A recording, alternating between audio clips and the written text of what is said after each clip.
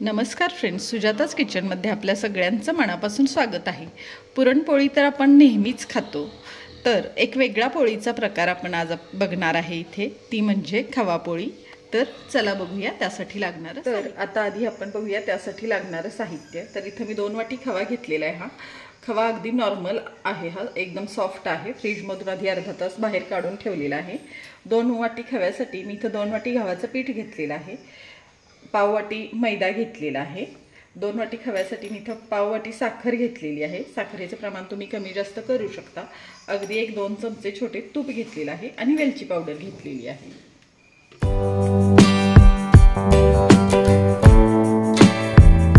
तर सगळ्यात आधी आपण कणिक मळून घेऊया।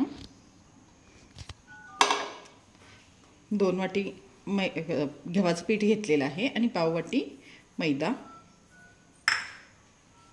त्याच्यात अगदी चिमूटभर मीठ, हे आधी थोडंसं हाताने मिक्स करून घेऊया। आता याच्यात 1 चमचाभर तेल टाकूया आपण। तेल टाकल्यामुळे कणिक छान होते आणि खव्याच्या पोळ्या छान खुसखुशीत होतात, सॉफ्ट खूप पडत नाही। हे थोडंसं चोळून घेऊया पिठाला तेल।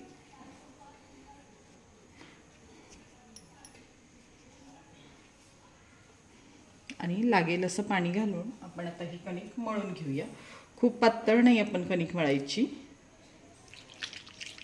अगदी आपण चपातीला वगैरे मळतो तशी नाही मळायची, त्याच्यापेक्षा थोडीशी घट्टच मळायची। त्यामुळे पाणी टाकताना जपूनच टाकायचं, लागेल असं अगदी थोडं थोडं टाकायचं।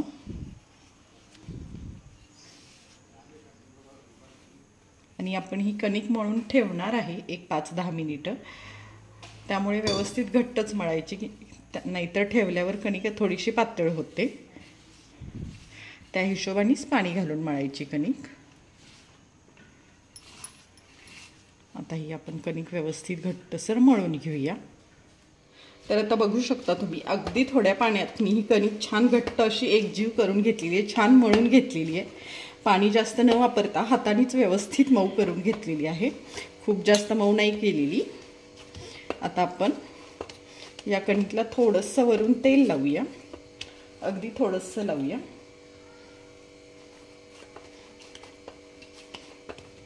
आणि ही कणिक आपण एक 10 मिनिटं झाकून ठेवूया।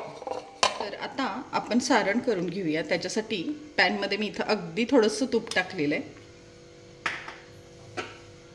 नाही टाकलं तरी चालू शकतं, पण खवा दुधाचा असल्यामुळे लागू शकतो खाली, म्हणून थोडंसंच टाकायचं तूप, नाहीतर खूप ते असं तुपट तुपट लागतं। आता आपण खवा टाकूया। गॅस मीडियमच आहे। खवा थोडासा मोकळा करून घेऊया आता। बघू शकता तुम्ही, खवा अगदी सॉफ्ट आहे, हा घट्ट अजिबात नाहीये, तर असाच खवा घ्यायचा। आता आपण हा खवा चांगला परतून घेऊया। बघू शकताय तुम्ही, आता आपला खवा वितळायला चालू झालाय, छान सॉफ्ट होतोय, फार वेळ नाही लागत। खवा थोडासा आता मेल्ट झाला अजून की आपण याच्यात साखर टाकून घेऊया। बघू शकताय तुम्ही, खवा छान आपला विरघळलेला आहे, थोडासा वितळलाय, चांगला सॉफ्ट चांगला झालाय, सैलसर दिसतोय छान। आता याच्यात आपण साखर टाकूया। थोडीशी साखर ठेवते मी, अर्धी वाटी घेतली होती, अगदी 1 चमचाभर ठेवली आहे। आता पुन्हा छान परतून घेऊया। हे कंटिन्यू हलवत राहायचं, नाहीतर खवा लागू शकतो खाली, कलर बदलू शकतो। साखर टाकली की व्यवस्थित मिक्स करायचं, हलवायचं व्यवस्थित। बऱ्यापैकी आता पातळ होते आपले मिश्रण हे खव्याचं, बघू शकताय तुम्ही, मस्त वास येतोय खव्याचा। आता हे मीडियम गॅसवर आपण एक छान परतून घेऊया, साखर वितळेपर्यंत, याचा कलर बदलूपर्यंत। तर आता बघू शकता, एक 3 ते 4 मिनिटानंतर आपला खवा छान असा सैलसर झालाय, बऱ्यापैकी आधी होता त्याच्यापेक्षा घट्टच झालाय, कलर पण थोडासा चेंज झालाय, पण आपल्याला जेवढा पाहिजे तसा घट्ट झालेला नाही आहे अजून, तर अजून थोडासा 1-2 मिनिट परतून घेऊया आपण खवा। तर आता एक 5 ते 7 मिनिटानंतर तुम्ही बघू शकता बऱ्यापैकी आपला खवा असा घट्ट झालेला आहे. मगाशी होता त्याच्यापेक्षा बराच घट्ट झालेला आहे. कलर पण आपल्या खव्याचा आता चेंज झालेला आहे. याच्यापेक्षा आपण घट्ट नाही करायचा खवा, नाहीतर पोळ्या लाटता येत नाही आणि छानही लागत नाही. आणि खवा जर खूप सैल असेल तरीही पोळ्या लाटता येत नाही. त्यामुळे खवा व्यवस्थित असा परतून घ्यायचा. खूप असं घट्ट किंवा पातळ नाहीच होऊ द्यायचा. बघू शकताय तुम्ही बऱ्यापैकी असं घट्ट आहे हे मिश्रण, खूप असं लगेच पडत नाही आहे. तर असं मिश्रण आपण खव्याचं करून घ्यायचं सारण हे. तर आता मी गॅस बंद करते आणि याच्यात अगदी थोडीशी वेलची पावडर, तुम्हाला जर आवडत असेल तर तुम्ही जायफळ पावडर किंवा ड्रायफ्रूट्स पावडर जरी टाकली तरी चालते. थोडंसं छान मिक्स करून आता हे थोडंसं पण थंड करून घेऊया. तर आता बघू शकता तुम्ही आपलं खव्याचं मिश्रण बऱ्यापैकी असं छान घट्ट झालेलं आहे, खूप असं सैलसर नाही आहे. तर आता आपण याचे गोळे करून घेऊया. थंड झालेलं आहे, बघू शकता तुम्ही छान असं सॉफ्ट आहे, खूप पातळ नाही आहे. आता आपण आपल्याला पाहिजे तेवढ्या आकाराचे याचे गोळे करून घेऊया.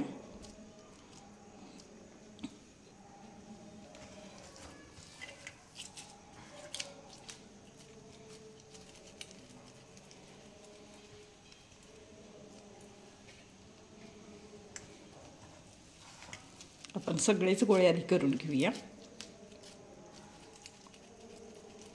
तर आता तुम्ही बघू शकता आपले खव्याचे आपण पुरणाचे जसे गोळे करून घेतो तसे गोळे करून घेतलेले आहेत. खूप मोठे असे नाही केलेले, मीडियम साईजचे केलेले आहेत. तर आता आपण कणकीचे पण गोळे तेवढ्याच आकाराचे करून घेऊया.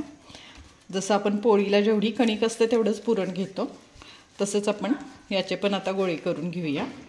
आणि याच्या आता उंडे पण बनवून घेऊया लागलंच, पोळीला जसं आपण करतो तसंच. आता 10 मिनिटानंतर तुम्ही बघू शकताय बऱ्यापैकी कणिक आपली सॉफ्ट झालेली आहे. त्यामुळं मळताना खूप जास्त अशी पातळ नाही मळायची, कारण सारण वगैरे करूपर्यंत तेवढा वेळ जातोच.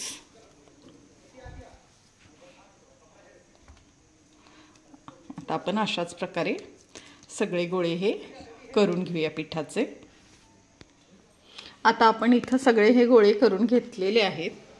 तर आता त्यातला एक गोळा घेऊन आपण पोळी लाटायला घेऊया आणि बाकीचे गोळे झाकून ठेवूया, म्हणजे गोळे तडकणार नाही. थोडंसं पीठ लावून आता आपण हा गोळा हलक्या हाताने लाटून घेऊया. थोडंसं आधी हाताने असं बोटाने पसरून घ्यायचं एकसारखं करून आणि मग लाटण्याने लाटायचं. तर आपण लाटून घेऊया. हे मी गॅसवर तवा गरम करायला ठेवलेला आहे, मीडियम गॅसवर. बघू शकता तुम्ही छान मस्त पोळी लाटता येते. पीठ एकदाच लावलेलं आहे. अगदी शेवटपर्यंत खवा दिसतोय आपला. खूप पातळ नाही करायची ही पोळी. झालेली आहे आपली ही पोळी, बघू शकता तुम्ही छान झालेली आहे. अगदी शेवटपर्यंत खवा पसरलेला आहे. सारण मस्त झालेलं आहे. बघू शकता तुम्ही छान अशी जाड आहे, खूप पातळ पण नाही आहे किंवा खूप जाड पण नाही आहे, बऱ्यापैकी आहे. आता आपण तव्यात थोडंसं तूप लावून घेऊया. तव्याला अगदी किंचितसं लावलेलं आहे. आणि आता तव्यात आपण ही पोळी टाकूया. गॅस मीडियमच आहे.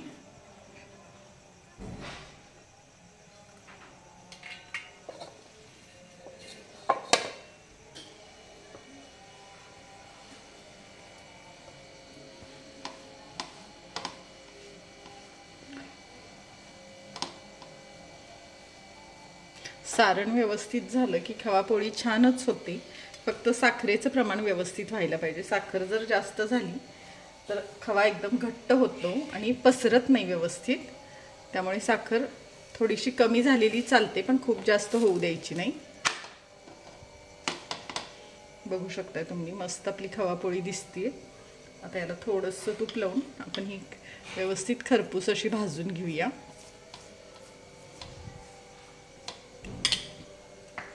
बघू शकता तुम्ही छान अशी फुगते. कलर पण मस्त येतोय. खवापोळी थोडीशी खरपूस असली तरच छान लागते. व्यवस्थित दुसऱ्या बाजूनी पण भाजून घेऊया.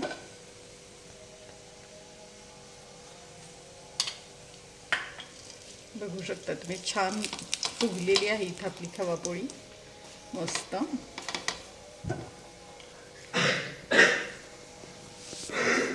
त्यामुळे सारण करताना खव्याचं व्यवस्थित करायचं। साखरेचं प्रमाण थोडंसं कमी झालं तरी चालेल, पण जास्त होऊ द्यायचं नाही आणि शिजवताना पण व्यवस्थित शिजवायचं। तर आता आपली ही खवापोळी झालेली आहे, आपण दुसरी पण करून घेऊया। थोडीशी खरपूस भाजून घेऊया। व्यवस्थित भाजली खरपूस की 3 ते 4 दिवस खवापोळी आरामात राहते। प्रवासात वगैरे आपण नेऊ शकतो, खराब होत नाही।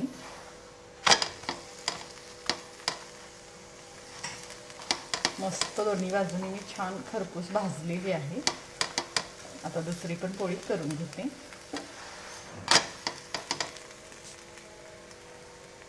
तर आता तुम्ही बघू शकता आपल्या खवापोळ्या इथं खूप सुंदर झालेल्या आहेत। सारण व्यवस्थित झालं की खवापोळ्या छान होतात आणि व्यवस्थित 3 ते 4 दिवस आरामात बाहेर टिकतात। फ्रीज वगैरे नाही नसला तरीही राहतात। प्रवासात तर आवर्जून नेऊ शकता आणि जरी तुम्हाला आवडत असतील तर खाताना गरम करून घेतल्या तरीही खूप छान लागतात। तर अशा प्रकारे खवापोळ्या एकदा नक्की ट्राय करून बघा आणि अशाच रेसिपीसाठी सुजाताज किचनला लाईक करा, शेअर करा आणि सबस्क्राईब करा। धन्यवाद।